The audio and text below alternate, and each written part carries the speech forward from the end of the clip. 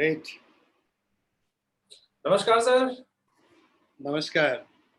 कैसे हैं आप? एकदम बहुत बढ़िया। अच्छा लगा देख करके संदीप का नया नया रूप और स्वरूप। जी सर, काफी काफी समय हो गया है ना, बातचीत हुई नहीं आपसे, तो मैंने कहा चलो जी। सर से बातचीत करते हैं थोड़ा। So nice. जी, तो मैं थोड़ा सा बता देता हूँ हमारे ऑडियंस जो कि इस वीडियो को शायद बाद में देखेंगे। तो जो भट्ट जी के बारे में मैं जितना जानता हूँ उसको मैं अपने शब्दों में बताने की कोशिश करता हूँ। तो भट्ट जी से मुलाकात मेरी आई थिंक आज से 4-5 साल पहले हुई थी। हमारा एक बुक स्टोर है बीके के पास में, प्रिंट फोर्ट के नाम से। तो वहां पे पहले सोनम जी से मुलाकात हुई और शायद सोनम जी के थ्रू ही मैं उन्हीं के एक प्रोग्राम में आपसे मुलाकात हुई हमारी, जो कि उनका एक 3 नंबर में एक उनका ऑफिस था ना, वहां पर उन्होंने एक प्रोग्राम रखा था, मेरी जी किताबी दुनिया, जी जी जी ऐसा जी। याद आ रहा है शायद मुझे। बिल्कुल।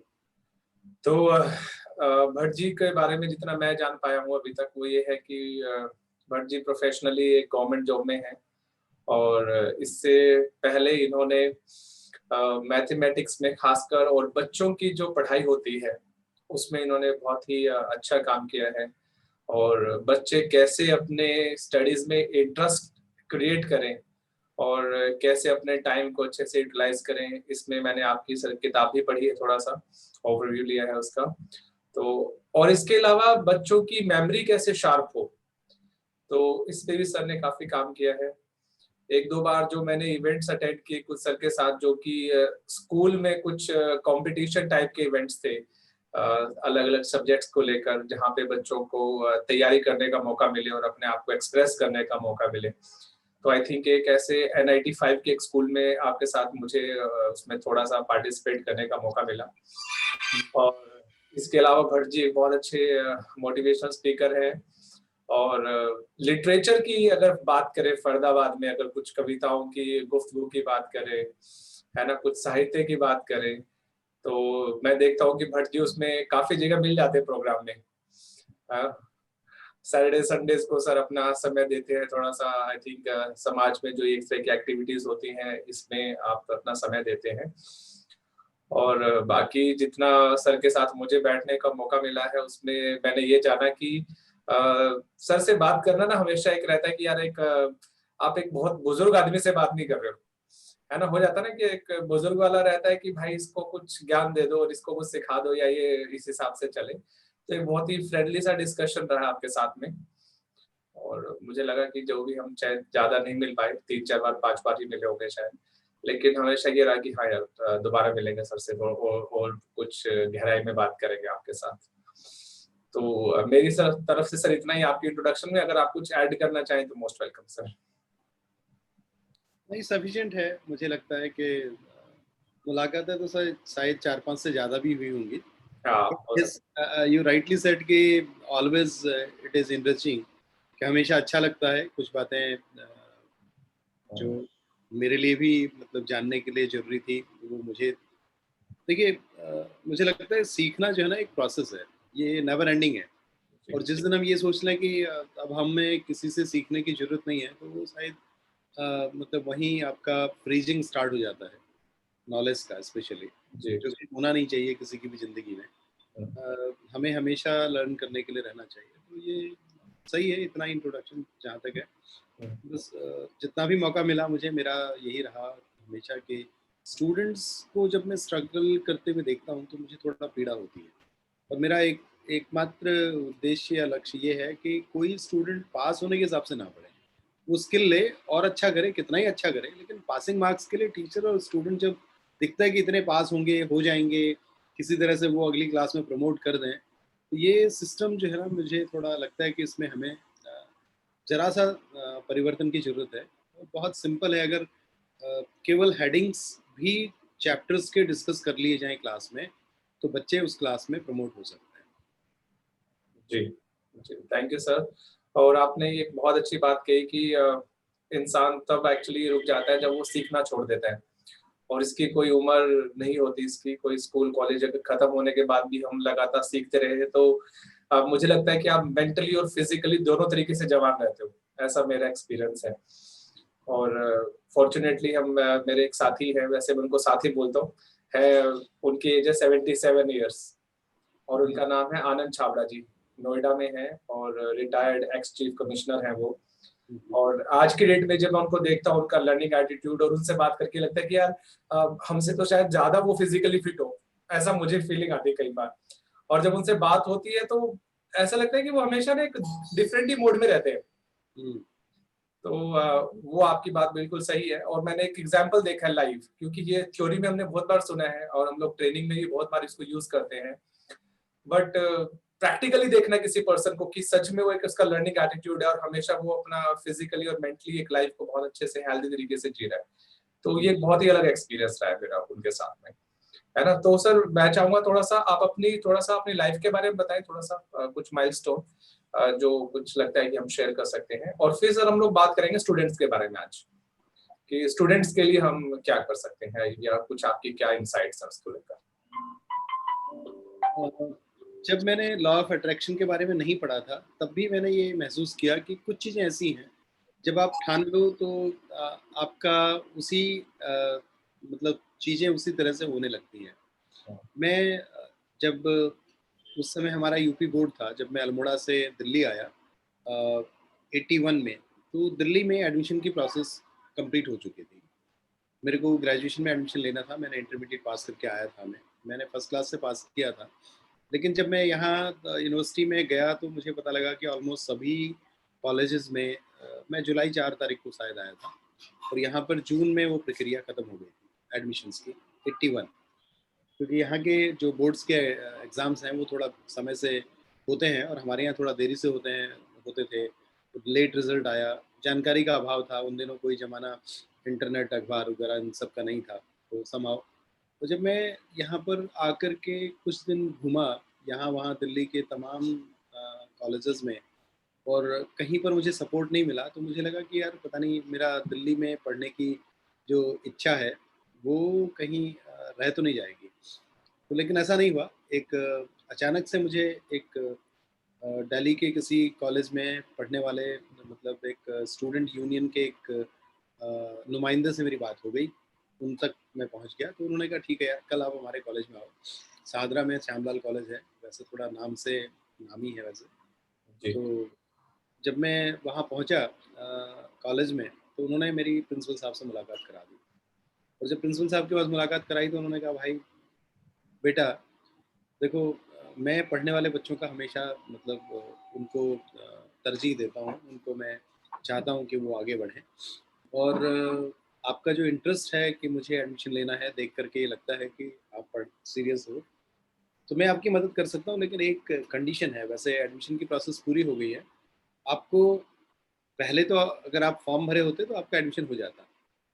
लेकिन अब इस स्टेज पर अगर मेरे 3 में से कम 2 जो प्रोफ़ेसर हैं, फ़िज़िक्स, केमिस्ट्री और मैथ्स के 3 में से 2 अगर आपको रिकमेंड करेंगे, वो आपका वाइवा टाइप लेंगे, वो आपसे बात करेंगे, थोड़ा बहुत पूछेंगे जो भी है।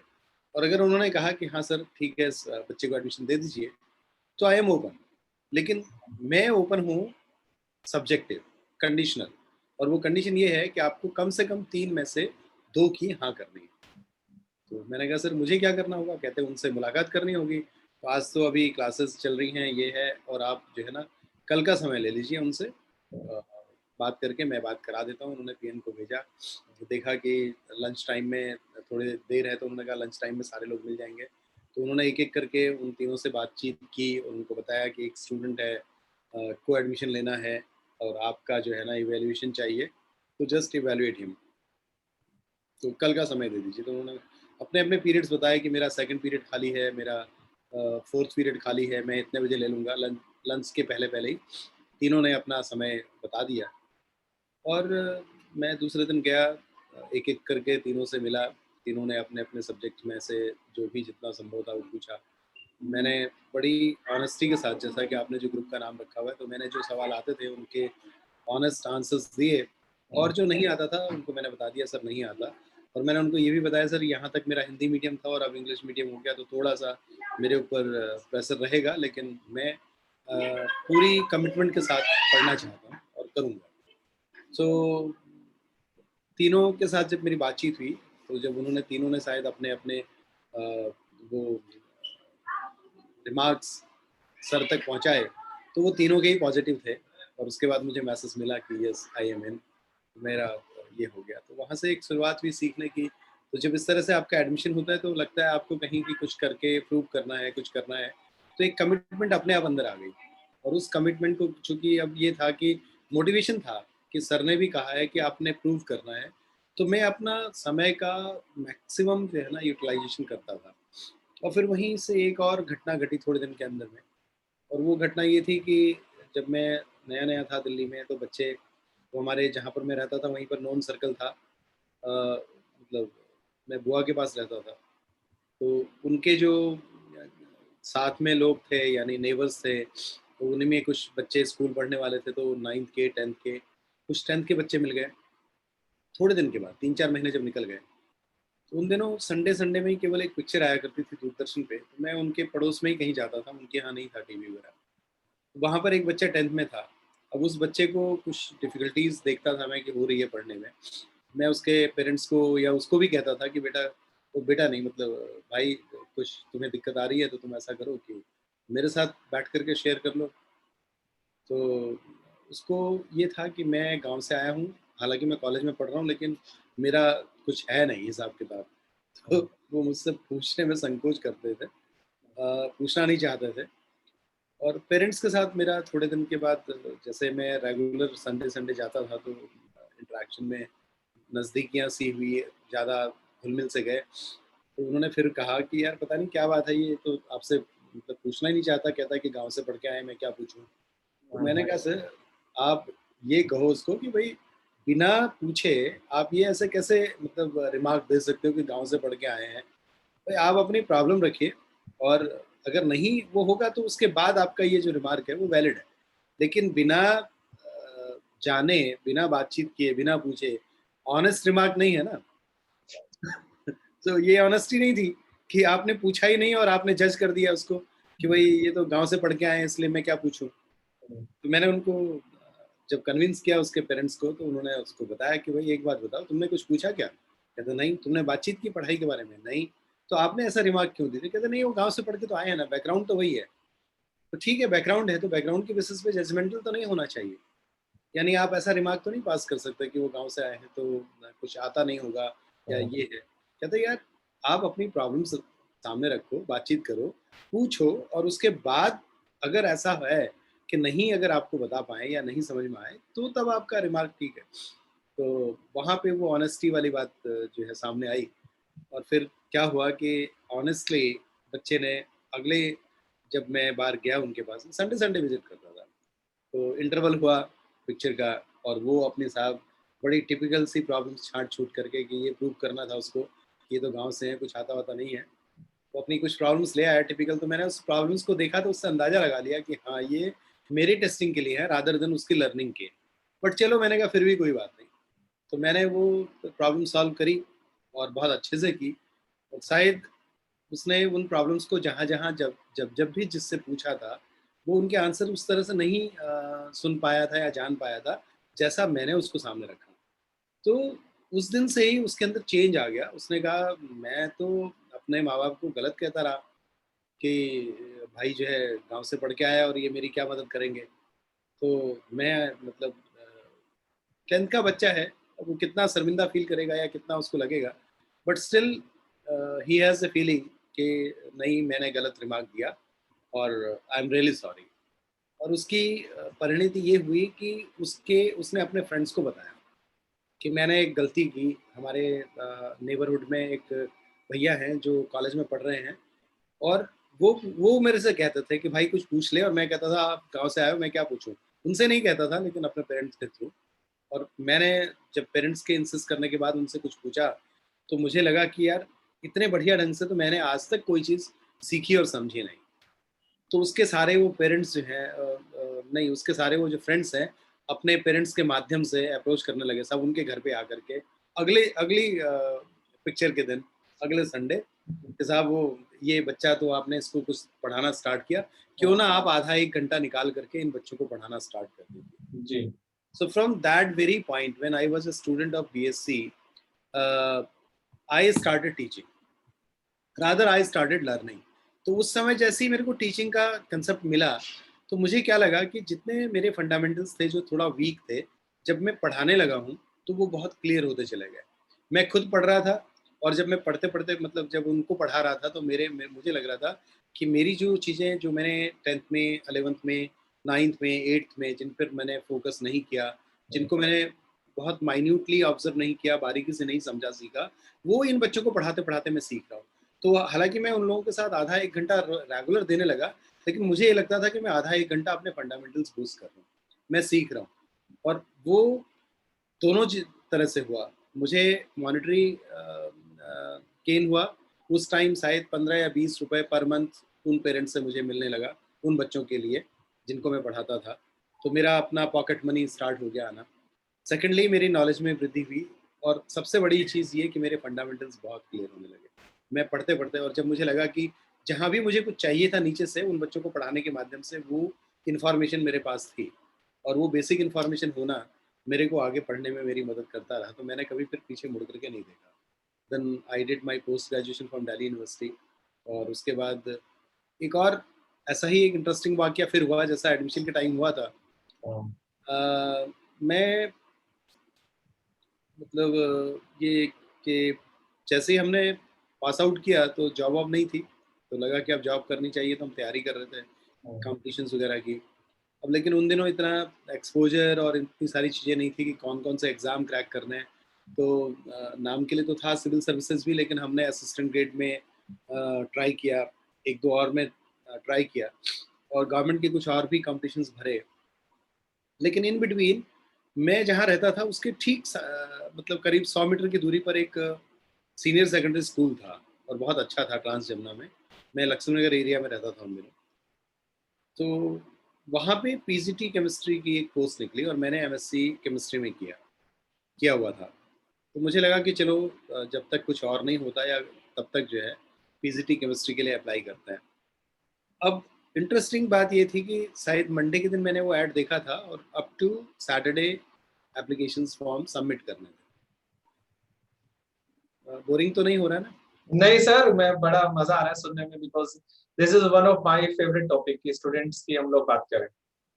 ओके। Yes. तो ये एक बड़ी इंटरेस्टिंग सी स्टोरी है उसके बाद कि मंडे के दिन ऐड निकलता है साहब और सैटरडे तक एप्लीकेशंस जमा करनी थी। मेरे घर से 100 मीटर की दूरी पर स्कूल था और उन दिनों फ़ोटोकॉपी करके कुछ पेपर्स लगाने थे अपनी जो भी मार्कशीट्स वगैरह हैं, जो जो भी आपकी डिग्रीज़ हैं।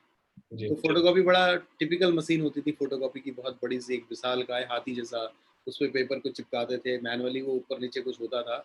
आज की तरह की बड़ी सॉफ्ट सी मशीनें नहीं थी, बड़ी टिपिकल मशीन थी और उस ज़माने में भी 1 या ₹2 जो है फ़ोटोकॉपी का चार्ज था, उस टाइम के हिसाब से। It was too high. मतलब आज के हिसाब से तो ₹100 समझ लीजिए होगा, उस समय का फ़ोटोकॉपी का चार्ज। जी। तो जो एप्लीकेशन बनाया मैंने, वो फ्राइडे मैंने कंप्लीट किया अपना और सैटरडे जमा करने के लिए मैं चला गया। अब जब मैं विंडो पे गया तो वो अगेन इट वाज़ ऑनेस्टी कि जो जो क्लर्क वहाँ पर थे, उन्होंने मुझे बताया कि भाई आप अपनी एप्लीकेशन देने आए हो, लेकिन हमारे यहाँ कोई 24-25 एप्लीकेशंस कल तक आ गई थी और कल ही जो है उन्होंने उन 24-25 में से छाँट-छूट करके 4-5 लोगों का कैंडिडेट्स का मतलब प्री स्क्रूटनी कर लिया है कि उनको वो उनमें से देखेंगे, रखेंगे। तो मुझे नहीं लगता कि आपकी ये एप्लीकेशन यहाँ पर कोई काम आएगी। आपने फ़ोटोकॉपी करा कर के 8-10 रुपए खर्च किए हैं, तो ये एप्लीकेशन आप कहीं और किसी जगह में लगा दीजिएगा तो अच्छा रहेगा। अब उनकी ऑनेस्टी तो बहुत अच्छी थी, लेकिन अब हमें अंदर से लगा कि यार डेट आज तक है और मुझे मौका नहीं मिला। इन्होंने कल ही ये सब कर लिया, हालाँकि मंडे टू फ्राइडे चला गया और उनको शायद टीचर्स की बहुत ज़्यादा जल्दी थी, तो उन्होंने सोचा 24-25 एप्लीकेशंस आ गई, सैटरडे का क्या है देखेंगे और इन्हीं में से छाँट लेते हैं। जी। सो उनका जो क्लर्क महोदय थे, उनका जो ये स्टेटमेंट था, उसने मुझे थोड़ा-सा मतलब एक फिर नई तरफ सोचने का मौका दिया। अब मैं हार मानने वालों में से नहीं था। मैंने उसको कहा ठीक है भाई, आपके प्रिंसिपल हैं? तो कहने लगे हमारे प्रिंसिपल्स हैं, लेकिन अभी जो है वो राउंड लेने गए हैं। यानी सुबह की बात थी, जब स्कूल खुला था, प्रेयर वगैरह हो गई थी, तो हुँ, करीब मैं 9 बजे पहुँच गया होऊँगा और 8 सवा 8 बजे स्कूल लगता है जैसे, हुँ, तो प्रिंसिपल राउंड पर थी। तो मैंने कहा मुलाकात हो सकती है? कहते हैं भई वो तो आप उनके कमरे के बाहर चले जाइए, उनका स्टाफ बताएगा, वो वही बताएँगे कि उन्होंने बात करनी है कि नहीं करनी है, मैं इस इतना नहीं बता सकता। मैंने जो बताना था, वो ये कि अगर आप ये एप्लीकेशन दे जाओगे, तो ये मेबी कूड़े में चली जाएगी और अगर आप अपने साथ ले जाते हो, तो आपके काम आ सकती है। ये मैं आपसे कह सकता हूँ। तो मैंने कहा बहुत-बहुत शुक्रिया आपका। मैं प्रिंसिपल रूम के बाहर गया, वहाँ पे जो पीएन था मैंने उससे बात की। मैंने कहा मेरे को मैडम से मिलना है, मैडम थी। कोएड स्कूल था, तो ठीक है, करीब 10-15 मिनट के बाद मैडम अपना राउंड लेकर के आई। अपने कमरे के बाहर मुझे देख कर के पूछा कि कैसे? तो मैंने उनको बताया कि उनको लगा शायद मैं एडमिशन के लिए आया हूँ। 11th-12th का स्टूडेंट की तरह लगता था, क्योंकि मैंने जस्ट एमएससी पास आउट किया था। मैं 11th-12th के बाद 5 साल की पढ़ाई और मेरा थोड़ा-सा पढ़ाई जो है वो अर्ली एज में हो गया था। यानी मैंने जस्ट 21 ईयर्स में एमएससी पास आउट कर लिया था। तो मैं लगता नहीं था। उनके उनके पास जो 12वीं क्लास में बच्चे पढ़ते थे, 11वीं क्लास में बच्चे पढ़ते थे, उनका डील-डॉल फिज़ीक मुझसे बड़ा अच्छा था। मैं बहुत लिन-थिन था, तो देखने में ऐसा लगता था जैसे 11th-12th का ही स्टूडेंट हूँ। तो पहले तो उनको लगा होगा शायद मैं एडमिशन के लिए आया, लेकिन फिर जब उन्होंने मुझसे बात की, पूछा, तो मैंने उनको कहा कि मैडम आपके यहाँ वैकेंसी है और मैं उसके सिलसिले में बात करने के लिए आया। तो उन्होंने एकदम से बताया कि भई हमारे पास बहुत सारी एप्लीकेशंस आ गई थी, तो हमने तो उसमें से शॉर्टलिस्ट कर दिया है, तो अभी हम आपका क्या करेंगे? मतलब आप जो है रहने दीजिए। तो जैसे ही उन्होंने कहा, तो ऑनेस्टली एक स्टेटमेंट निकला मुझसे कि मैडम मुझे लगता है कि आपको एक अच्छे टीचर की ज़रूरत नहीं है। मतलब आपने रख तो लिया, बट आप बिना ये देखे कि आपके पास कौन और कैंडिडेट है, उसको बिना देखे आप उसको फिर नज़रअंदाज कर रहे हैं। जैसा कि मेरे साथ उस समय हुआ था जब मैंने बच्चे को पढ़ाना स्टार्ट किया था। तो फिर वही एकदम से कहानी। तो फिर मैडम को वो स्ट्राइक की, तो उन्होंने कहा मतलब आप क्या कहना चाह रहे हो? तो कहते हैं हमारा, उन्होंने अपने एक रीज़निंग दी, अपना जस्टिफ़िकेशन दिया कि हमारे पास हमने 4-5 जो है ना, आपने क्या किया? मैंने एमएससी केमिस्ट्री। तो कहते हैं भई हमारे पास तो पीएचडी कैंडिडेट हैं, एमफिल कैंडिडेट हैं, उसके ऊपर लड़कियाँ हैं, हमारा कोएड स्कूल है, तो वी विल प्रेफर गर्ल्स। मैंने कहा आपकी सारी बातें अपनी जगह ठीक हैं, लेकिन मुझे लगता है कि आपको एक मौका मुझे भी देना चाहिए। यानी जो भी आपने शॉर्टलिस्ट किए हैं कैंडिडेट्स, उनके साथ आप मुझे भी वहाँ रख दीजिए और अगर मैं उनके उनसे ऊपर या एट पार हूँ, तो मुझे भी कंसिडर कीजिए। तो बातचीत की, अंदर बुलाया, बिठाया और कुछ चीज़ें उन्होंने की। वो वैसे तो साइंस बैकग्राउंड से थी, लेकिन बाद में मेरे ख़्याल से उन्होंने एमए इंग्लिश कर लिया था और उसी पर वो प्रिंसिपल थी अपना। तो उनके पास साइंस का और केमिस्ट्री का इस लेवल का नॉलेज तो नहीं था जो मुझे जज कर पाती। तो उन्होंने कहा ठीक है सर, आपने पर्सनली ये मतलब चांस लिया है कि आपने मतलब लगता है कि आपका इंटरेस्ट है पढ़ने पढ़ाने में और आप इस पोस्ट के लिए यानी यहाँ पे जॉब पाने के लिए भी मतलब उतना ही ये है और ये आपकी कमिटमेंट है कि आपने खाली एप्लीकेशन वहाँ पर दे करके नहीं इसको समझ लिया, तो आपने कहा कि नहीं मेरे को मुलाकात करनी है, तो ये एक अच्छा मैसेज जा रहा है मुझे। तो हम आपको मतलब एक मौका दे सकते हैं, तो चलिए मैं आपकी एप्लीकेशन इंक्लूड करा देती हूँ, प्रूव करना आपका काम है। मैं ठीक है जी, बताइए अब क्या करना होगा? कहने लगे देखो इन लोगों को हम मैसेज दे रहे हैं कि आपने डेमो देना है, डेमो क्लासेस लेनी है और जो भी उसका फिर आउटकम होगा, डेमो का मतलब है कि there will be a team of the teachers जो इवैल्यूएट करेगी and at the same time feedback from the students demo में। कहते हैं आप तैयारी कर लीजिए। मैंने कहा ठीक है। अब हमारा ब्रीफिंग मीटिंग थी, हुँ, यानी कल से जैसे डेमो थे, तो हुँ, आज हमको बुलाया गया था कि आप आइएगा, तो जो क्या-क्या करना है, कौन-कौन सी क्लासेस कैसे-कैसे लेनी है, उस पर हमारी बातचीत होगी। तो एक ब्रीफिंग मीटिंग के लिए हमको बुलाया गया। 4 कैंडिडेट और आए थे। फॉर्च्यूनेटली वो चारों की चारों लड़कियाँ थी, गर्ल्स थी, लेडी थी, कहीं काम कर रही थी, पढ़ा रही थी, ऑलरेडी एक्सपीरियंस भी था। मैं रॉ हैंड था। लेकिन जो सज्जन उन्होंने इंटरव्यू के लिए या बोर्ड के लिए बुलाए थे, उनमें एक टीचर थे वो गवर्नमेंट स्कूल के थे, केमिस्ट्री के लेक्चरर, और पिछले 25 साल से केमिस्ट्री पढ़ा रहे थे वहाँ। तो शायद वो भी दिल्ली को उसके यूनिवर्सिटी के पास आउट थे। तो सारे ही थे दिल्ली यूनिवर्सिटी के पास आउट, तो जितने भी कैंडिडेट हमारे पास थे वहाँ पे चारों पाँचों, वो सब डीयू से ही पढ़े हुए थे वैसे। लेकिन जब हमारी ब्रीफिंग मीटिंग चल रही थी, तो उसमें क्या हुआ संदीप के सारे जो टीचर्स थे उन्होंने सर से ये पूछा कि सर हम कल क्या पढ़ाएंगे। तो उन्होंने कहा कि भाई देखो, आपको 3 पीरियड पर डे लेने हैं, 3 दिन लेना है, एक ऑर्गेनिक, एक इनऑर्गेनिक और एक फिजिकल आपको पढ़ाना पड़ेगा, और 11th क्लास को लेना होगा, 12th क्लास को लेना होगा। तो ये 3 दिन में आपका साइकिल पूरा होगा। यानी 11th को भी आप ऑर्गेनिक पढ़ा पाएंगे, इनऑर्गेनिक पढ़ा पाएंगे, फिजिकल पढ़ा पाएंगे, 12th को भी पढ़ा पाएंगे, और इस तरह से करेंगे। तो उन्होंने एक टाइम टेबल बनाया कि इस तरह से क्लासेस लेनी है। सबने अपने अपने चैप्टर्स, टॉपिक पूछे। मेरी बारी आई तो मेरे से कहने लगे आप क्या पढ़ाओगे। मैंने कहा सर मैं तो बच्चों से पूछ लूँगा कि उन्होंने क्या पढ़ा है, और वो जो पढ़ा है उसमें कुछ पूछना चाहते हैं या नया कुछ सीखना चाहते हैं। मैं I am not asking at present कि मुझे क्या पढ़ाना है। I am comfortable with any chapter, any topic, any point. Principal भी वहीं पर थी, और जब उन्होंने देखा कि यार ये इस बंदे का कॉन्फिडेंस देखो क्या कह रहा है कि मेरे बच्चों से बात करके पूछूंगा कि उनको क्या पढ़ना है, मैं वहां से पढ़ाऊंगा, तो मेरे तो एक्चुअल में डेमो क्लास से पहले नंबर मिल गए मुझे, एक प्लस पॉइंट चला गया। जब दूसरे दिन बात हुई तो मेरी जब क्लास का टाइम था तो मैं क्लास में गया। ये उनकी स्कूल की साइंस की टीचर, प्रिंसिपल, और ये जो बाहर से जो एक्सटर्नल टीचर थे, ये लोग पिछले दरवाजे से पीछे की सीट पे बैठ गए। मैं बच्चों के साथ बैठा। मे बी मेरी 11th क्लास थी, तो मैंने 11th क्लास में बच्चों से स्टार्ट किया कि भाई आपने अभी क्या क्या पढ़ा है केमिस्ट्री में, क्या सीखा, आता है कि नहीं आता है, उसमें कोई डाउट्स हैं या नया चैप्टर करना है, क्या करना है। और तुम लोगों को थोड़ा ज़्यादा केमिस्ट्री पढ़नी पड़ रही होगी अभी इस समय, क्योंकि एक टीचर आया, दूसरा आया, तीसरा आया, चौथा आया, मे बी मैं तीसरा चौथा हूँ और 1-2 और झेलने पड़ेंगे। तो बताओ क्या करोगे। अब बच्चों को लगा कि जो आए थे उन्होंने तो अपना एक टॉपिक का नाम लिखा, बोर्ड पे लिखना स्टार्ट किया और चला के चले गए। ये तो भाई अच्छा आदमी है जो हमसे पूछ रहा है क्या पढ़ोगे, क्या पढ़ा, नहीं पढ़ा।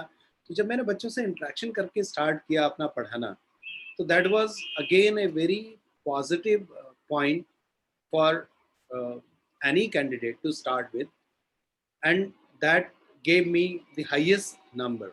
और जब मैंने बच्चों से बात की, पूछा, तो वो जैसे ही बात आ रही थी कि ये सर ये क्या है, मैंने कहा भाई ये तो यार 9th स्टैंडर्ड की मतलब का क्वेश्चन है, 10th स्टैंडर्ड का क्वेश्चन है। आप 11th में हो, आप 12th में हो। 12th वालों को मैंने कहा भाई ये आपने 11th में भी सीखा, 9th में भी सीखा, उससे पहले भी आपने इसके बारे में जाना, तो इतना तो थोड़ा बहुत बेसिक चीज़ें तो आपके पास रहनी चाहिए भाई। चलिए मैं बेसिक से स्टार्ट करता हूँ। और मैंने डल किया जहाँ से उनको आना चाहिए और किस तरह से होना चाहिए, वो वहाँ से वहाँ तक मैंने उसको आगे बढ़ाया। तो बहुत जैसे कहते हैं ना कि लर्निंग, टीचिंग लर्निंग के साथ स्टार्ट की। तो आई गॉट रिकमेंडेड, मैंने वो स्कूल ज्वाइन किया। इरेस्पेक्टिव ऑफ कि 4 गर्ल मतलब कैंडिडेट्स मेरे साथ थे। उनका इंक्लिनेशन था कि हमारा कोएड स्कूल है और हमें मेल टीचर नहीं चाहिए, और मेरी एप्लीकेशन सबसे लास्ट में जमा हुई। क्लर्क ने मना कर दिया, प्रिंसिपल भी मना करने के मूड में थी, बावजूद उसके मुझे सिलेक्शन मिला। तो it was all because of again the honest approach, honesty by the clerk, honesty by the candidate himself कि उसको कुछ honest commitment by the candidate, honesty by the principal, and honest evaluation by the external teachers, students. तो कहीं ना कहीं वो सब चीज़ें सामने आई, and I had my first beginning of the job जैसे कहते हैं, employment जैसे कहते हैं। तो मैं वहाँ पर 2 साल रहा, और आज इतने सालों के बाद भी ये 88 की बात थी, 88-89 तक मैं रहा। 88-89 से इवन टुडे मैनेजमेंट बदला, स्कूल के कई प्रिंसिपल्स बदले, टीचर्स बदले, लेकिन मैं आज भी उस स्कूल में नोन हूँ, और मैं आता जाता हूँ। भले ही कभी कभार आता हूँ उनके किसी फंक्शन में या किसी और तरह से, but still we are in touch. इतने साल पहले, 32 साल तो मुझे अब यहाँ पर फरीदाबाद में जॉब करते हुए हो गए हैं, तब छोड़ दिया था, लेकिन स्टिल कनेक्टेड। यही यही होता है सर, जब आप कहते हैं ना कि जब अपना तन और मन दोनों लगा देते हो किसी काम में, है ना? चाहे टीचिंग प्रोफेशन है, आपने बताया कि जहाँ पे आपने सिर्फ शरीर से नहीं अपना मन भी लगा हुआ था आप पे, क्योंकि आपको पढ़ाने का भी था और खुद की भी लगन थी सीखने की, है ना? और ईमानदारी के साथ आपने प्रयास किए सारे, तो वो मैं देख पा रहा हूँ, क्योंकि यहाँ पे कई बार ऐसी बातें होती है मेरी, जो मैं जिन लोगों के साथ आजकल बातचीत कर रहा हूँ, जो हम जनरली बात नहीं कर पाते इस तरीके से, है ना? तो कहीं न कहीं ये चीज़ें आज आपसे जानने को मिली, तो मैं समझ पा रहा हूँ उसको, मैं कनेक्ट कर पा रहा हूँ कि जिस अम्बादत जी से मैं मिला था, तो उनके जो पीछे का वो बैकग्राउंड था वो कैसे है और कैसे वो एक सॉलिड फाउंडेशन है जिसके ऊपर अम्बादत जी ने वर्क किया है। तो ये मैं सर कनेक्ट कर पा रहा हूँ। Thank you so much for sharing. अब मेरा सर जो आपसे आज रहेगा, हम लोग आने वाले आधे घंटे तक जो डिस्कशन करेंगे, अ, मैं ये चाह रहा हूँ कि हम स्टूडेंट्स के बारे में बात करें, क्योंकि पर्सनली मैं बताऊँ, आजकल जो स्टूडेंट्स को मैं देखता हूँ, जिस तरीके से वो पढ़ रहे हैं या जिस तरीके से टीचर्स उनको पढ़ा रहे हैं या जिस तरीके से पेरेंट्स प्रेशर बना रहे हैं, मुझे बहुत ज़्यादा, सही बताऊँ, उसमें पर्सनली अच्छा नहीं लग रहा है कि क्या हो रहा है ये सही में। मुझे लगता है कि बहुत बड़ी खिचड़ी-सी बनी हुई है ना? और हम एक-दूसरे को शायद ब्लेम करने को तैयार हैं। हो सकता है कि पेरेंट्स बोले कि स्कूल वाले ऐसा नहीं करते, स्कूल वाले बोले कि पेरेंट्स अपना काम नहीं करते, टीचर वो स्टूडेंट बोले कि यार ये लोग नहीं करते। जबकि हम सभी एज़ एन इंडिविजुअल, अगर हम लोग इस ट्रायंगल की बात करें, स्टूडेंट, पेरेंट्स, टीचर वाले ट्रायंगल की, तो मुझे ऐसा लगता है पर्सनली कि जब हम सभी अपना काम थोड़ा-सा समझदारी और ईमानदारी से करेंगे, तो रिजल्ट्स और बेटर हो सकते हैं। तो इस बारे में सर आप बताएँ थोड़ा-सा कि इसके ऊपर हम कैसे कुछ इनसाइट शेयर करें? मेरा तो लगभग जो है ना, अब आप ये समझ लीजिए कि 32 यहाँ हो गए, 2 साल स्कूल के हो गए 34 और 3-4 साल पहले, यानी लगभग 4 डेकेड होने वाले हैं, जब से मैंने पढ़ाना स्टार्ट कर लिया था। मैंने पढ़ाना स्टार्ट कर लिया था जब मैं बीएससी पार्ट 1 का स्टूडेंट था, तब से ही। और जब मैं स्कूल में गया तो तब तक मैं ऑलरेडी 11th-12th क्लासेस को मैं एक कोचिंग सेंटर में क्लासेस लेता था, और मेरी जो फ्लुएंसी थी, शायद आपने मेरे को बोर्ड पे लिखते हुए भी देखा भी होगा। मेरा या राइटिंग का जो स्किल है, वो भी मेरा तभी अच्छा था। मैं बोर्ड पर लिखता था, मैं बुक कंसल्ट नहीं करता था पढ़ाने के लिए। मुझे जितना पढ़ाना होता था, मैं तैयारी करके जाता था, लेकिन मैं कोई किताब नहीं खोलता था। मुझे सब टच वुड याद रहता था, और उसी याद रखने की प्रक्रियाओं से मैं बच्चों को जो मेमोरी टेक्निक्स हैं, वो सिखाता हूँ। लेकिन मेमोरी टेक्निक में मैंने कभी ये नहीं इंसिस्ट किया कि आपको केवल और केवल याद रखना है या रटना है। याद रखना ज़रूरी है, लेकिन रटना ज़रूरी नहीं है। वो उस याद रखने की जो प्रक्रिया है, उसको हमने एक जो टर्म होती है, नॉलेज, अंडरस्टैंडिंग, और उसके बाद एप्लीकेशंस, और उसके बाद स्किल्स, तो क्वास, KUAS, उसको डिवाइस करके रखा हुआ था। तो हमने यही कहा था कि आप जो है ना, के पर फोकस करो, नॉलेज पर फोकस करो, टर्म्स पर फोकस करो। तो अभी जैसे मैंने जब स्टार्टिंग हुई थी, आपसे बात की थी कि अगर हम स्कूल में बच्चे को जो चैप्टर्स के नाम हैं, उन तक अगर हम वहाँ तक पहुँचा दें, उन चैप्टर्स के नाम उनको समझ में आ जाए, उस चैप्टर के नाम की मीनिंग और उसका कंसेप्ट समझ में आ जाए, उसको इनसाइड चैप्टर पढ़ने के लिए ना मिले, वो पास आउट कर लेगा, उसको दिक्कत नहीं होगी। हुँ, तो अभी क्या है कि उनको ये नहीं पता होता कि वो मतलब कर क्या रहे हैं। मैं जब पढ़ाता था, मुझे याद है, मैंने जब 10th वालों को मैथ्स पढ़ाई, हुँ। उनका पहला चैप्टर था लीनियर इक्वेशंस इन 2 वेरिएबल्स। शायद तुम्हें भी याद आ रहा हो। लीनियर लीनियर इक्वेशंस इन 2 तो वेरिएबल्स। वेरिएबल्स। अब जब मैं लीनियर इक्वेशंस इन 2 वेरिएबल्स पढ़ाने लगा क्लास में, तो मैंने बच्चों से पूछा, what do you mean by linear? What is equations? What are variables? And why 2 variables? तो मैंने चैप्टर को पढ़ाया लीनियर, यानी something which can be express in a line. There is line and then R, LINER, right? AR, linear. तो जो line में है, एक लाइन में आता है, और आपको याद होगा कि देयर वाज वन एक्सरसाइज जिसके अंदर हम एक्स और वाई की वैल्यूज निकाल करके एक इक्वेशन के लिए उसको प्लॉट करते थे, and we used to get a straight line, right? तो दैट इज लीनियर। था लीनियर इक्वेशंस इन 2 वेरिएबल्स।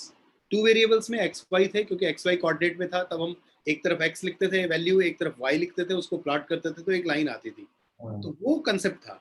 जब मैंने चैप्टर के नाम से इस तरह से बता दिया, तो उनको पूरा ग्राफ समझ में आ गया, उनको सॉल्यूशन समझ में आ गए, उनको वैल्यूज पता लग गई, और उनको पूरा चैप्टर पता लग गया, स्टार्टिंग फ्रॉम दी और मुझे नहीं लगता, आप किसी से पूछिएगा 10th में इतने लोगों ने ये चैप्टर पढ़ा हो, कोई ये बता दे कि चैप्टर के नाम से हमें समझ में आ गया था कि चैप्टर के अंदर क्या है। ये बड़ी बड़ी अच्छी बात। वेरिएबल्स, वेरिएबल्स यानी जिनकी जो वैल्यूज हैं वो वेरी कर रही हैं। Two variables X and Y. Linear equations, equation का मतलब we are equating, and then linear का मतलब we are getting a line. ठीक है, दिस वाज द चैप्टर। और अब उस चैप्टर को आपने जो सीखा, ग्राफ बनाने, सॉल्यूशन निकालने, ये सब करना कि इसके इनफाइनाइट सॉल्यूशन है, इसका यूनिक सॉल्यूशन है, इसके कोई सॉल्यूशन नहीं है या व्हाटएवर, उसको आप इस टर्म्स में देख करके देखिए, आपको समझ में आएगा कि जो मैं कह रहा हूँ कि चैप्टर के नाम के साथ अगर आप उसको कोरिलेट करते हैं, जोड़ते हैं, उस कंसेप्ट को बता देते हैं, तो पास होने के लिए किसी को स्ट्रगल करने की जरूरत नहीं। ये सर आपने बहुत बहुत अच्छी बात कही। और फॉर्चुनेटली ना कल मैं काफी टाइम बाद मुझे मौका मिला अपने छोटे वाले भतीजे के साथ बैठने का, तुषार नाम है उसका और 6th में अभी आया है वो। तो मैं जस्ट ना चैप्टर्स के नाम देखा था, उसमें एक चैप्टर का नाम था सॉर्टिंग ऑब्जेक्ट्स इन ग्रुप्स, ऐसा कुछ था, मतलब कि हम ग्रुप्स में कैसे ऑब्जेक्ट्स को रखते हैं और कैसे ग्रुपिंग हेल्प करती है। और मैंने उसमें से लिटरली कुछ नहीं पढ़ाया, मैंने कहा तू सिर्फ ये बता दे कि ग्रुपिंग तूने कहाँ कहाँ देखी है। अब जैसे अलमारी होती है, अलमारी में कपड़ों की ग्रुपिंग होगी एक तरीके से, है ना। सब्जी मंडी में एक बंदा सब्जियां बेचा तो वो जगह जगह ग्रुपिंग करके रखा हुआ है उसने अलग अलग सब्जियों को, है ना। किचन में हम जब सामान रखते हैं तो वहां पे एक सामान की ग्रुपिंग होती है। तो मैंने कहा तू सिर्फ मुझे ये बता दे आज, और हमने करीब पौना घंटा डिस्कशन किया, एक शब्द नहीं पढ़ा। मैंने कहा ग्रुपिंग तूने लिटरली कहाँ कहाँ देखी है, सिर्फ ये बता रहे मुझे। और आधे घंटे तक वो बताता रहा। मैंने कहा और बता, और बता। उसने बोला कि हम जाते हैं मार्केट में तो कपड़ों की दुकान होती है तो वही ग्रुपिंग है क्योंकि कपड़े की दुकान है। मैंने कहा सही है। फिर कहता है ज्वेलरी शॉप होती है तो वो भी ग्रुपिंग है क्योंकि वो ज्वेलरी की शॉप है। मैंने कहा ठीक है। ऐसे करते करते उसने सारी दुकानों के नाम बताए। फिर उस मैंने कहा घर में देखो तुम, घर में जो हमारे पास में ऑफिस होता है तो ऑफिस का सामान ऑफिस में होता है ना। बैग में भी आप ग्रुपिंग करते हो, आपका जो ज्योमेट्री बॉक्स होता है उसके अंदर भी ग्रुपिंग होती है। तो ऐसे करते करते मैंने कहा तू सिर्फ दिमाग में से ये निकाल दे कि तेरे को ये कुछ पढ़ना है, इसमें से कुछ काम आने वाला है तेरे को, सिर्फ तू ये देख कि इसको प्रैक्टिकल लाइफ में कहाँ कहाँ देख पा रहा है ग्रुपिंग को। और और मैं अगर आप, आधे हाँ, घंटे तक डिस्कशन चलता रहा, मेरे को बड़ा मजा आया सही में। अगर आप खोल करके देखते चैप्टर के अंदर, तो जो आपने डिस्कस किया होगा ऐसे ही वही सब चैप्टर में था as such। ऐसा। अब फिर वो एक हो गया तो उसमें लिखा हुआ था कि मान लो कोई चीज जो पेपर से बनी है तो उनका ग्रुप अलग हो गया, मेटल से बनने वाली चीजों का एक ग्रुप हो गया अलग से, है ना। तो इस तरीके अलग अलग, मैंने कहा इसको नहीं पढ़ेंगे अभी फिलहाल, डिपेंड सिर्फ करेगा ना, एक तरफ आप यूज के हिसाब से ले रहे हैं, एक तरफ आप उनकी ओरिजिन के हिसाब से ले रहे हैं, ओरिजिन के हिसाब से। एक तरफ आप उनके मतलब कलर के हिसाब से ले रहे हैं। हम कई तरह से उनको ग्रुप कर सकते हैं, तो this way that way, fine, that is, यही मैं कहना चाह रहा हूँ कि दिस इज एग्जैक्टली, अगर आप चैप्टर में से ढूंढ लें कंटेंट्स को और चैप्टर का मीनिंग कम्युनिकेट कर सकें स्टूडेंट को, तो it will be very easy. अभी किसी ने ज्योग्राफी में एक बार पूछा था मुझसे कि सर इन सब चीज़ों को पढ़ने का फ़ायदा क्या है। तो मैंने कहा उसको ज्योग्राफी में पढ़ने का फ़ायदा ये है, अभी आपको समझ में नहीं आ रहा, लेकिन आपने अपने अपने जो इलाका है जहाँ आप रह रहे हैं उस जगह को छोड़ करके आप कभी बाहर कभी गए? कहते हैं हाँ हम गए। तो मैंने कहा जब आप गए, तो जैसे मान लो हम यहाँ रह रहे हैं और अगर अब हमारा मूड अभी करे, मन करे कि हमें नैनीताल जाना है, तो आपके दिमाग में क्या चीज़ें आएंगी कि यार नैनीताल जाएंगे तो वहाँ इन दिनों क्या होगा, ठंड होगा, गर्म होगा, या किस तरह से मौसम रह सकता है।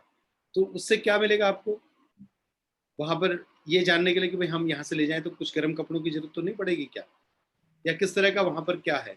तो मैंने कहा ये इसलिए पढ़ना पड़ता है आपको। अच्छा, दूसरा, क्या जानते हैं आप कि वहाँ पर लोग क्या खाते हैं या किस तरह का वहाँ पर खान पान का है, ताकि आप ये प्रिपेयर कर सकें कि हम अगर वहाँ पर मूव कर रहे हैं तो हमें क्या जरूरत होगी। कहता अच्छा ये तो सर सही है कि हमें इसलिए जानने की जरूरत है। यस, मैंने कहा इसलिए जानने की जरूरत है, इसलिए केवल इसलिए नहीं जानने की जरूरत है, लेकिन इसको हम इस तरह से रिलेट कर रहे हैं। तो ये जो जानना है कि वहाँ पर क्या क्या है, किस तरह की परिस्थितियाँ हैं, तो ये कई तरह से हेल्पफुल हो सकती है। ओ यस, फिर तो हमें जानना चाहिए। उनका इंटरेस्ट बन गया कि अच्छा वहाँ के लोगों के बारे में जानो, कपड़ों के बारे में जानो, इस तरह की जो विषम परिस्थिति है तो उसमें वो कैसे अपना लाइफ स्टाइल मतलब रखते हैं वो जानो, इसलिए सीखना है। यस, तो हिस्ट्री क्यों पढ़ें? मैंने हिस्ट्री तो इसलिए पढ़ो कि भाई आप अपने लिए पढ़ो, आपके दादाजी का नाम सॉरी आपके परदादा जी का नाम? कहता दादाजी तक तो ठीक है, परदादा जी तो हमने सुने ही नहीं कभी। तो हमने कहा पिताजी के साथ बैठो, ठीक है, नानी का नाम पूछो, पर नानी का नाम पूछो, पिताजी की नानी का नाम पूछो। मैंने कहा देखो ये दिस इज व्हाट, आपकी एक फैमिली ट्री है, उस फैमिली ट्री के बारे में जानो, वो तुम्हारी हिस्ट्री है। हम किसी और फैमिली के बारे में पढ़ रहे हैं तो वो दूसरी हिस्ट्री हो गई। फिर हमारे यहाँ पे कुछ रूलर्स थे।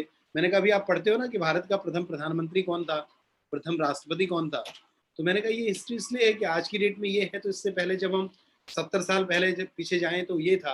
अब 70 साल की जगह हम 100 साल कर लें, 150 साल कर लें, 200 साल कर लें, तो इतिहास है। ओ यस सर। तो लाइक वाइज, लेकिन अगर हम सीधा पढ़ाने से और याद कराने से स्टार्ट करते हैं तो प्रॉब्ली चीजें उतना इम्पैक्ट नहीं दे पाती।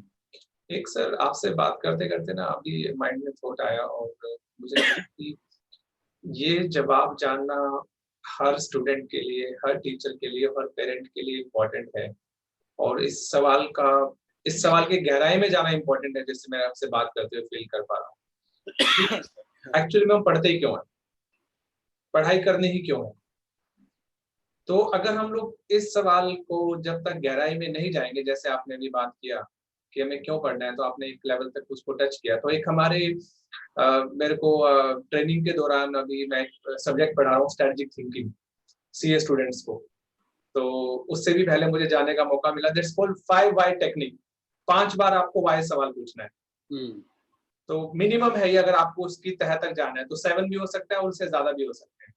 तो जैसे एक छोटा सा मैं आपके साथ एक आप सोचिए कि आप एक स्टूडेंट के रोल में हैं, बहुत ही टिपिकल स्टूडेंट है आप, और मैं आपसे एक सवाल कर रहा हूँ कि तुम क्यों पढ़ते हो। तो हम इस टेक्निक के थ्रू एक एक थोड़ा सा गहराई वाले आंसर में जाने की कोशिश करेंगे कि जहाँ पे हम एक सही रीजन ढूंढ पाए कि हमें ये काम क्यों करना है। क्योंकि जब तक सही रीजन हमारे पास में नहीं होता तो फिर हमारे तरीके और बाकी सारी चीजें फॉर्मेलिटी हो जाती है, हमारे लिए बोझ हो जाता है। देखिए मैं मेरे पास इसका एक अलग आंसर है, और मैं नॉर्मली जब अपनी क्लासेस लेता हूँ तो उसमें ये करता हूँ। जी। तो मैं ये कहता हूँ कि जब हम पढ़ते हैं तो हम गेन करते हैं, उसको हम नॉलेज कहते हैं। और नॉलेज में कभी कभी मैं बच्चों से पूछ लेता हूँ कि भाई नॉलेज में जो है ना, जो लेटर्स हैं उनको गिन के बताओ। तो आप ही बता दो, आप आज की नॉलेज में कितने लेटर्स हैं? 8 सर। 8 नहीं है, LED 9 हो गए सर। 9 हो गए ना। 9 हो अब गए। यही यही अब ये जो नॉलेज है, इस 9 में 9 को आधा आधा बांट दीजिए। तो ठीक, 4 इधर 4 उधर, एक बीच में ऐसा। चार चार इधर चार उधर और बीच में है। अब जो 4 इधर हैं उनको एक पढ़िए, और जो 4 उधर हैं उनको एक पढ़िए, और बीच वाले से फिर पढ़ लीजिए, तो क्या बना? 9 और H और बीच में है L। हाँ, तो उसको नो और एल से ले, वैसे जो नॉलेज है उसको हम ऐसे ही पढ़ते हैं, knowledge, right. It's no and edge, they are very clear. और ले को हम ले की तरह से पढ़ते हैं, तो इट्स नो ले एज, राइट। अब एज का मतलब क्या है H का मतलब और है नो भाग। का मतलब क्या है? हम्म, देखिए नॉलेज 9 लेटर्स वर्ड है, जो आपको सब कुछ बता रहा है कि हम क्यों सीखते हैं। हम इसलिए सीखते हैं कि हमने कुछ नो हाउ लिया, यानी हमने कुछ सीखा, कुछ जाना कि ये क्या है। एंड द मोमेंट आपके पास नो हाउ है किसी चीज का, किसी प्रोसेस का, किसी बिजनेस का, किसी काम का, ये चीज कैसे हो रही है, इसकी मेकिंग का, प्रोसेसिंग का, लाने का, सीखने का, बनाने का, यूज करने का, जिस चीज के बारे में भी आपके पास नो हाउ है, right, in that particular field you have the edge, यानी आप उस चीज में लोगों से आगे हैं जिसकी आपके पास नो हाउ है, right? That is the power of the knowledge. Knowledge, 9 letter word, split it from the middle into two, and that depicts what exactly knowledge is. Know, lay, is. You have the know-how of something, you are having the edge over the others. बिल्कुल ठीक है sir, बहुत बहुत बढ़िया। आपने शब्द को, इसको हम लोग हिंदी में सीखते थे, संधि विच्छेद, है ना? मुझे याद हुआ। तो संधि विच्छेद करके उनके मीनिंग निकाल के जोड़ना, ये दो भी अपने आप में बड़ी आपने अच्छे से समझाया है। मैं हाँ, मैं इससे स्टार्ट करता हूँ कई बार कि नॉलेज, हम नॉलेज के लिए सीखते हैं, और नॉलेज हमें क्या करती है, इन रिटर्न नॉलेज हमको एज देती है, दूसरों से आगे निकाल देती है, सिखाती है। सेकेंडली मैं कई बार कहता हूँ कि देखिए हमारा जो फोकस है ना वो अर्निंग है, जब हम बच्चे होते हैं, यानी जब हम स्कूल गोइंग स्टूडेंट्स हैं, तब भी हमारा फ़ोकस अर्निंग रहता है कि यार अच्छे नंबर लेने हैं। जब हम स्टूडेंट हैं मतलब एथलीट्स हैं, दूसरे हैं, तब भी हमारा रहता है कि यार अर्न करनी है, पोजीशन अर्न करनी है, नॉलेज अर्न करनी है, ये अर्न करना है, वो अर्न करना है। बड़े हो गए तो हमें लगता है यार पैसा अर्न करना है, रिस्पेक्ट अर्न करनी है, ये अर्न करना है, वो अर्न करना है। लेकिन ऑल सब में जहाँ भी आप स्टार्ट करो या जिसको भी देखो उसको एक ही चीज़ है, मुझे अर्न करना है। यस और नो? बिल्कुल सर, ठीक है। अर्निंग है ना, हमें अर्निंग चाहिए किसी भी तरह की हो। कोई कहेगा छे पैसे का मुझे क्या करना है, लेकिन पैसा नहीं करना कोई बात नहीं भाई। आपको maybe you are looking for respect, looking for dignity, वो अर्न ही करनी है ना आपने। है तो सब अर्निंग है। कहते हैं फिर इस अर्निंग का क्या इलाज है? मैंने कहा इस अर्निंग का एक ही इलाज है, इसके आगे एल लगा दो अर्निंग के लिए। जो जैसा अर्निंग करना है वैसी लर्निंग कर लो। अर्निंग ही अर्निंग है। Earning is hidden in learning. आप लर्न लिखिए। लर्न का जब आप लर्निंग में मतलब आगे निकल जाते हैं तो वो एल थोड़ा पीछे को हो जाता है, and then it's all earn on. You are left with earning and earning and earning. So your learning leads to earning. अब देख लीजिए जिसने जितना लर्न किया वो उस रेशियो में अर्न कर रहा है। कहीं कहीं पर रेशियो मिसमैच हो सकता है, वो एक अलग स्टोरी है। ठीक है नहीं, वहाँ पर क्या होता है वो फिजिक्स में हमने पढ़ा था कि है ना, कम मतलब फोर्स लगा करके भी हम ज़्यादा आउटपुट ले सकते हैं, वो फलक्रम यूज करके। तो वहाँ पर फलक्रम यूज करने वाली टेक्निक है। But otherwise it is all learning के प्रोपोर्शनल है earning. Thank you sir for sharing this. एक छोटा सा और सवाल है मेरा आपसे सर, जी क्योंकि पिछले 1 साल से मैं बच्चों के साथ टाइम स्पेंड करने का मुझे काफ़ी मौका मिला, और बच्चे अपनी जगह पे शायद अलग तरीके से जूझते हैं कि वो उनको ये क्लैरिटी आए कि उन्हें क्यों पढ़ना है, और उनके अंदर एंगेजमेंट कैसे आए, है ना? या उनको कोई इस तरीके से समझाने वाला हो कि उनका इंटरेस्ट क्रिएट हो जाए, जो कि मुझे लगता है एक बहुत बड़ा चैलेंज अपने आप में है ये, कि कोई बंदा ऐसे बताने वाला हो कि उनका इंटरेस्ट ही क्रिएट हो जाए इस चीज़ के अंदर। तो उसके बाद तो कहानी बिल्कुल डिफरेंट हो जाती है। तो जैसे आपने बताया कुछ तरीके हैं जिससे कि हम स्टूडेंट का इंटरेस्ट क्रिएट कर सकते हैं कि हमें क्यों पढ़ना है ना? तो बिल्कुल। ये एक हमारा पर्सपेक्टिव हो गया। दूसरा सर मैं पर्सपेक्टिव आपका जानना चाह रहा हूँ पेरेंट्स के पॉइंट ऑफ व्यू से, क्योंकि पेरेंट्स भी कहीं चाहे अनचाहे बच्चे से बहुत एक्सपेक्ट करते हैं, और शायद उनसे उनको बहुत डिफरेंट डिफरेंट तरीके से चाहते नहीं, अच्छा ही चाहते हैं, बट हो सकता है उनकी जो अप्रोच है थोड़ी और बेटर हो सके, है ना? ताकि वो उसको स्टूडेंट की जो पर्सपेक्टिव है उसको समझ पाए। हमारे बोलते हैं ना कि पहले हम बच्चे को समझे, फिर हम ये उम्मीद करें कि बच्चा हमें समझे, बजाय कि हम डायरेक्टली ये उम्मीद करें कि बच्चा हमें समझे कि हम क्या चाह रहे हैं। तो इसके बारे में सर आप क्या कहना चाहेंगे? मैं एक चीज़ कहना चाहता हूँ संदीप, कि मुझे ऐसा लगता है कि अगर हम देखें तो दो तरह के अप्रोच हम लोग अपनी लाइफ में रखते हैं। एक अप्रोच होती है कि हम निगेटिव्स पहले देख लेते हैं, फिर कहीं कुछ पॉजिटिव दिखा तो ठीक है, नहीं तो फिर वापस हम निगेटिव में लिपटे रहते हैं। हाँ, एक बच्चा है, उसने बहुत मेहनत की, उसने 90% स्कोर कर लिया। वो अपनी रिपोर्ट कार्ड के साथ या मार्क्स के साथ घर आता है तो उसके मन में क्वेश्चन करता है कि यार 90% तो आ गए, ये 2-4 नंबर जो कट गए या 2-4% जो कम आ गए, हाँ, उसके लिए पेरेंट्स का रिएक्शन क्या होगा? जी, उसको भी ये नहीं लग रहा है कि मैंने 90% लिए हैं, ये बहुत कम नहीं है, बहुत अच्छे मार्क्स हैं। हाँ, उसको भी लग रहा है, और घर आते ही जो है ना पेरेंट्स का रिएक्शन होता है, और यार इतनी मेहनत की थी, इतनी अच्छी जगह तेरे को ट्यूशन भेजा हुआ है, यार तुम्हारे ये फिर इतने कम हो गए। यानी हमारा जो है ना, वी आर नॉट एक्सेप्टिंग कि उसने कितना अच्छा किया।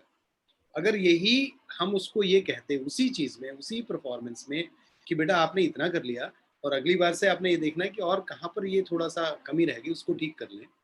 एक एप्रिशिएशन देने के बाद उसको उसकी जो वीकनेसेस हैं उनको पॉइंट आउट करते, तो प्रोबेबली वो तेज़ी से मतलब इम्प्रूव करता।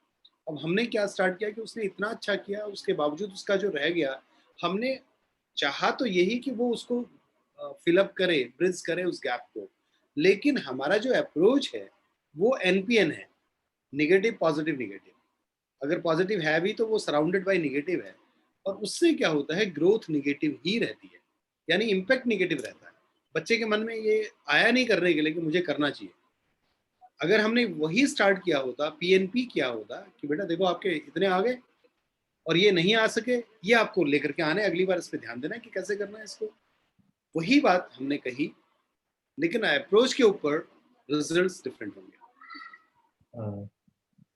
पीएनपी और एनपीएन का जो है ना, ये हमने पढ़ा तो था ट्रांजिस्टर के लिए, लेकिन मैं इसको डे टू डे बातचीत में करता हूँ कि कहीं पर भी हम किसी भी सिस्टम में रहें और कोई भी दो लोग हों बातचीत करने के लिए, चाहे हम इससे बात करें, उससे बात करें, किसी से भी बात करें, लेवल कोई भी हो, किसी का भी कम्युनिकेशन हो, एनपीएन और पीएनपी दोनों में उतना ही फर्क है जितना मतलब एक स्टूडेंट के लिए, वैसा ही किसी भी दूसरे रिलेशंस के लिए, कहीं पर भी किसी भी अचीवमेंट के लिए ये बहुत इंपॉर्टेंट चीज़ है कि हमारा जो अंदाज है वो क्या रहता है। पीएनपी पीएनपी है सब पॉजिटिव पॉजिटिव ही है, अगर एनपीएन है तो सब नेगेटिव नेगेटिव है, यानी सब कुछ होने के बावजूद भी परिणाम अच्छे नहीं है और नहीं होने के बावजूद भी परिणाम अच्छे हैं, vice versa. Thank you sir. और ये अप्रोच आपकी बड़ी कमाल की चीज है, और मैं इसको समझ पा रहा हूँ कि ये पावर ऑफ एप्रिसिएशन, कि किसी को अगर आपको थोड़ा सा कुछ सुझाव देना है तो उससे पहले अगर आप एप्रिशिएट कर दें उसको,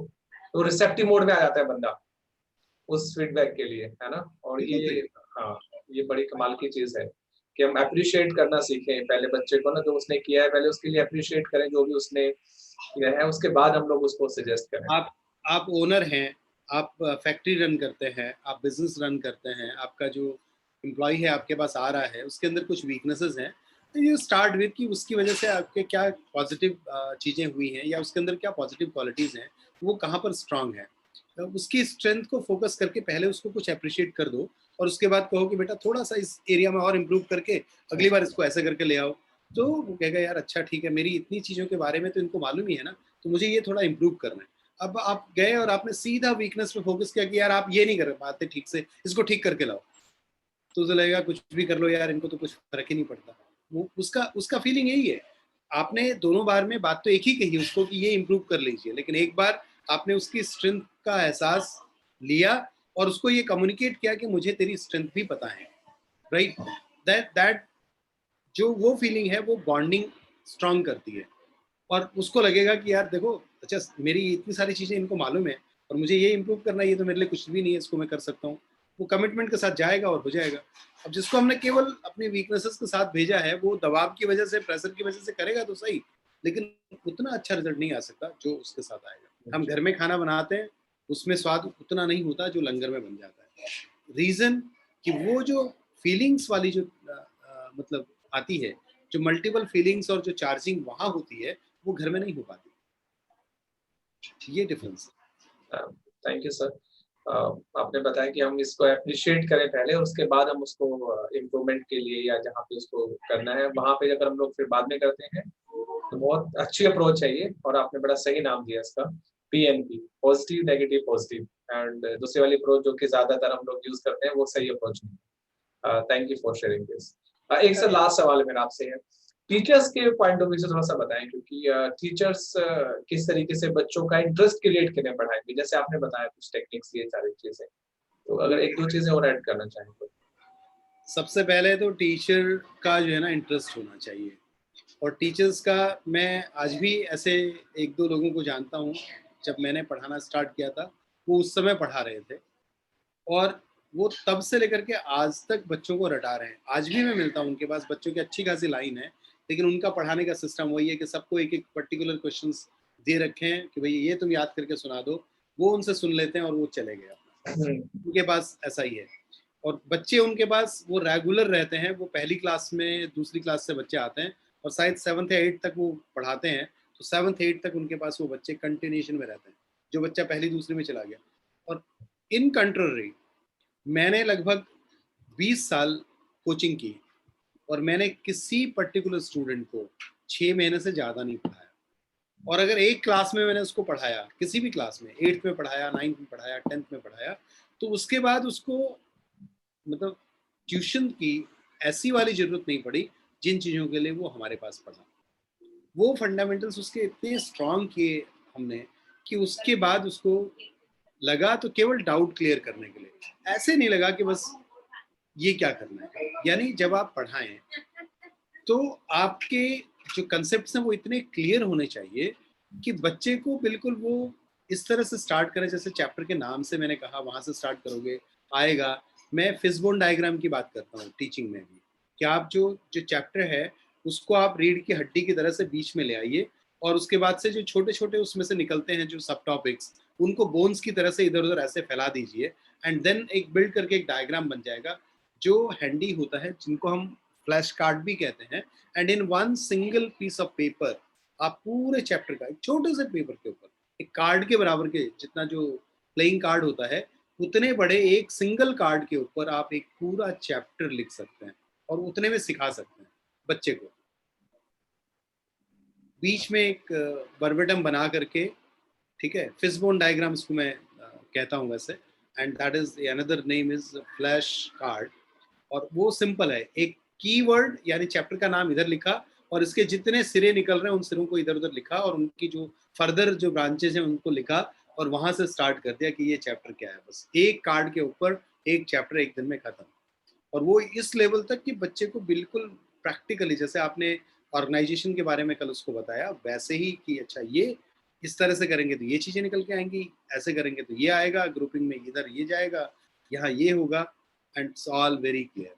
मतलब प्रैक्टिकल एक्सपीरियंस एज इफ कि बच्चा खुद ड्राइव कर रहा है। ये सर आपने बोला कि पहले टीचर का खुद का इंटरेस्ट हो तभी वो दूसरे में इंटरेस्ट क्रिएट कर सकता है ना?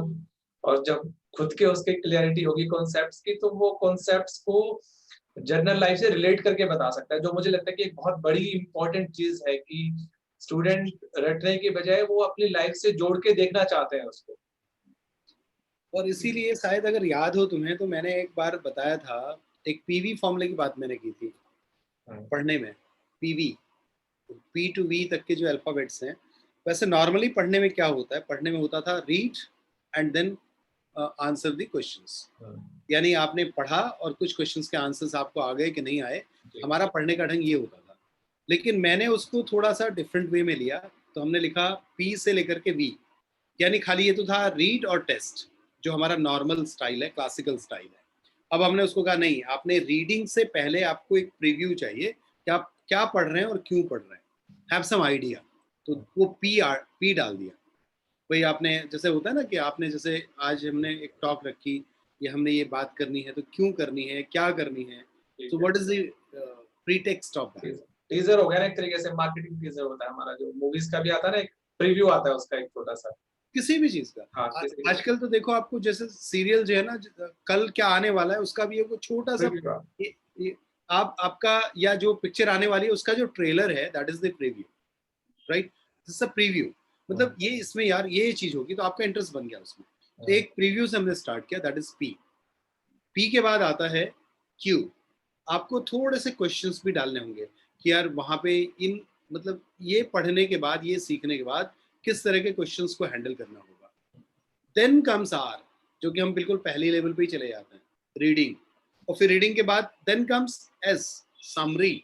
रीडिंग के बाद यार जस्ट समराइज इट, वो एक कार्ड में बना लो उसको, जो अभी डायग्राम की बात में कर रहा था, है ना, दैट फिशबोन डायग्राम, या एक फ्लैश कार्ड, जो भी है, मेमोरी कार्ड।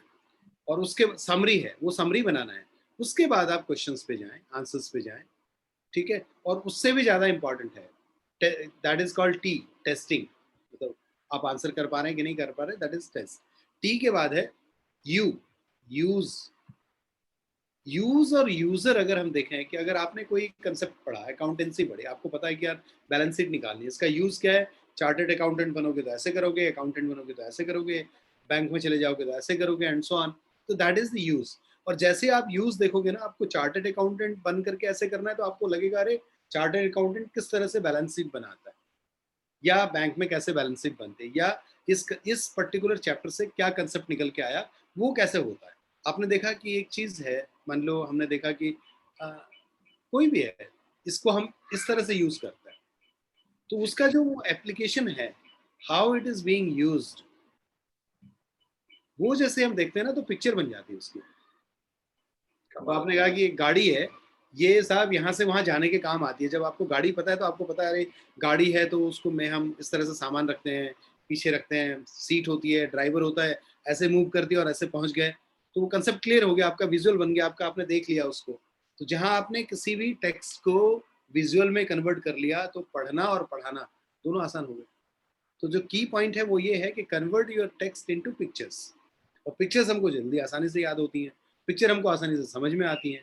तो जो टेक्स्ट है उसको डॉक्यूमेंट्री बना देना है, उसकी एक पिक्चर बना देनी है, और उसकी पिक्चर बनती है यूज़ वाला कंसेप्ट इंट्रोड्यूस करने से, कि how it is being used. उस यूज़ की क्लिप बना के दिखाओ। आज के टाइम में तो बहुत आसान है, किसी भी कोई भी चीज़ आप पढ़ा रहे हैं उसका यूज़ बताइए और उसकी कोई क्लिप जोड़ दीजिए उसके साथ।